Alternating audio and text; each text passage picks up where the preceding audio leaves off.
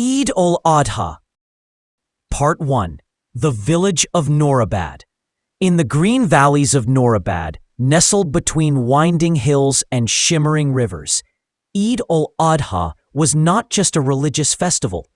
It was the heartbeat of the community. Life in the village was simple, but during Eid, everything felt magical.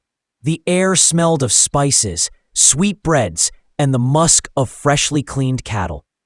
The echo of children's laughter, the sound of prayers, and the bleating of goats filled the narrow lanes. 12-year-old Ayan waited all year for Eid al-Adha.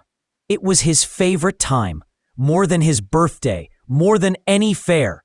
This year, though, was special. For the first time, his father had promised him that he could choose the family sacrificial goat. Ayan lived with his parents, younger sister Hiba, and his grandfather, Dada John, in a modest clay house at the edge of the village. Though they didn't have much money, they had love, faith, and dignity. Things Ayan was slowly beginning to understand had more value than gold. Part 2. The Goat Market. It was the morning before Eid. The sun peeked from behind the hills as Ayan and his father, Farouk, walked to the goat market. The market was alive with color and sound. Vendors shouting prices, children admiring the animals, and buyers bargaining intensely. Farouk handed Ayan a cloth pouch with money. "Choose wisely, Beta," he said. "We are offering this in the name of Allah. Let your heart guide you." Ayan walked through the crowd, observing the goats. Some were large and muscular. Others had beautiful patterns. But one small white goat caught his attention. It had gentle eyes and a quiet nature. Unlike the others, it didn't struggle or bleat loudly. It just watched him. He asked the vendor, "What's his name?" "Snowy," the man replied with a smile. "She's a calm one." Ayan looked at Snowy and then back at his father. "I want this one." Farouk nodded, impressed with his son's thoughtfulness. "Then Snowy it is." Part 3. Preparing for Eid. Back home, Hiba squealed with joy at the sight of Snowy. "She's so pretty. Can I feed her?" For the rest of the day, the children fed and cared for Snowy. They gave her grass, water, and even talked to her. It was as if Snowy had become part of the family. Dada John, sitting on his charpai under the neem tree, watched them fondly. "This festival reminds us of the story of Prophet Ibrahim ASL, he said. He was ready to sacrifice his son in obedience to Allah. That's why we do Qurbani, to remember that faith, trust, and submission." Ayan listened quietly. "But Dada John, isn't it hard to give up something you love?" The old man nodded. "It is. That's why it means so much."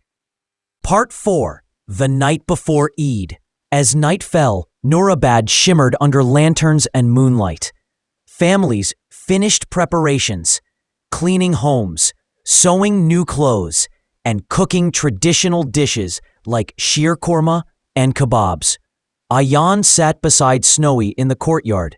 "I'll miss you," he whispered, his eyes heavy with tears. Snowy rubbed her head against his arm, as if she understood. Hiba joined him. "Do you think Allah will be happy with our Qurbani?" Ayan took a deep breath. "Yes, I think He will, because we're doing it with love." Part 5. The Morning of Eid. The sound of the Fajr Azan woke the village of Noorabad. Ayan rubbed his eyes and looked out the window. The sky was painted in hues of gold and blue. It was Eid morning. He quickly changed into his new white kurta pajama, stitched by his mother just a week earlier. Hiba wore a pink dress with silver embroidery, her hair tied in ribbons. The whole house buzzed with movement. Mother preparing breakfast, Dada John ironing clothes, and Farouk setting up the courtyard for the Qurbani.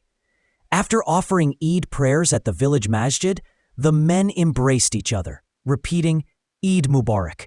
The Imam gave a sermon about the meaning of sacrifice, kindness to animals, and generosity toward the poor.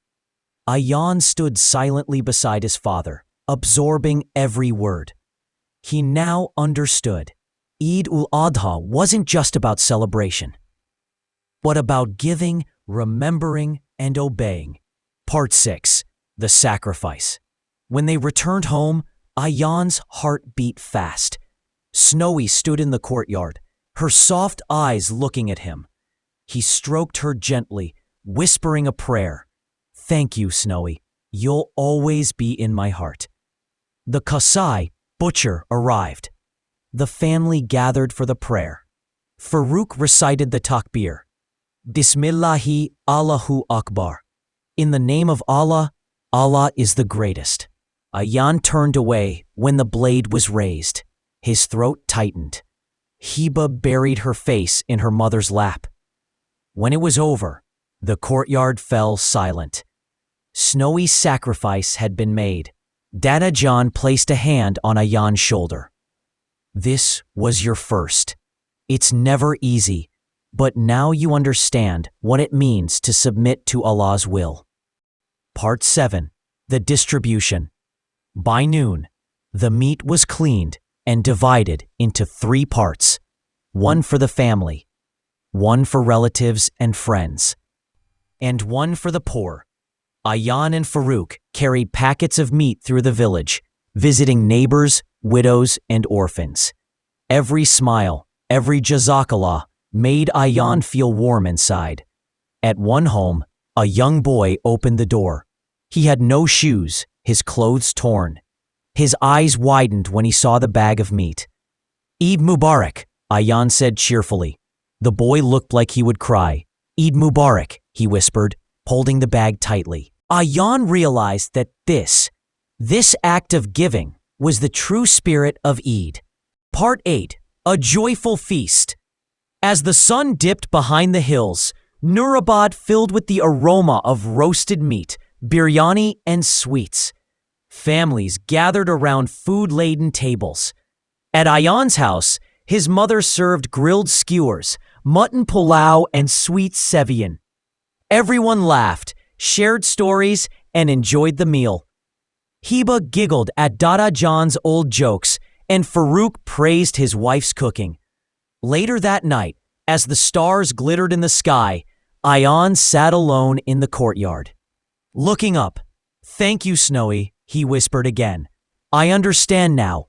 Eid is about love, sacrifice, and sharing." Part 9. The Story of Prophet Ibrahim, ISS. That night, Dada John gathered the children. "Let me tell you the story of Prophet Ibrahim, the reason behind Eid-ul-Adha," he began. Long ago, Prophet Ibrahim, ISS, had a dream where Allah told him to sacrifice his beloved son, Ismail, ISS.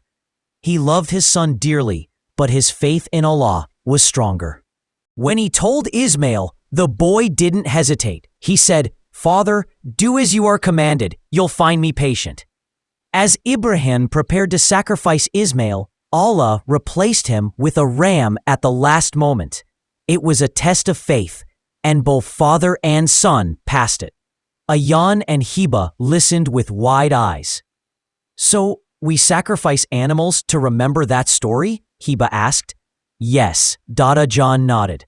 "To honor that level of trust, submission, and obedience. Every year, Muslims across the world follow this sunnah with love and humility." Part 10. A Lesson Learned. The next day, Ayaan helped clean up the courtyard and joined his friends at the Eid fair. There were swings, toys, sugarcane juice, and laughter everywhere. But unlike before, Ayaan didn't rush to buy toys for himself.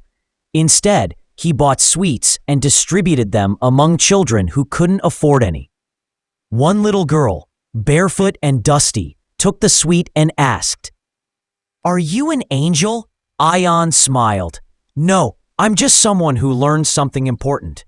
Part 11. A Letter to Snowy. That evening, Ion sat at his study desk and picked up his notebook. He wrote, "Dear Snowy, thank you for being part of our Eid. I didn't understand at first, but I do now. You helped me learn the meaning of sacrifice. I hope you're in a beautiful place now, where grass is endless and the sky always blue. I'll never forget you. With love." Ion folded the paper and tucked it into a small box along with a photo of Snowy they had taken earlier. Part 12, years later. 10 years passed. Ion was now a young man, studying veterinary science in the city. Each year, he returned to Noorabad for Eid, and each year, he remembered Snowy. He still chose the goat for Qurbani, helped his family distribute meat, and told the story of Prophet Ibrahim to the children, just as Dada John once did. One year, Heba, now a teenager, asked, "Why do you still write letters to Snowy?" Ion smiled. "Because she was my first lesson in faith. Eidul Adha will always remind me of her and what she taught me about obedience, love, and giving." Epilogue: The spirit lives on. The village of Noorabad still celebrated Eid with the same joy. But for Ion, Eid had become more than just celebration.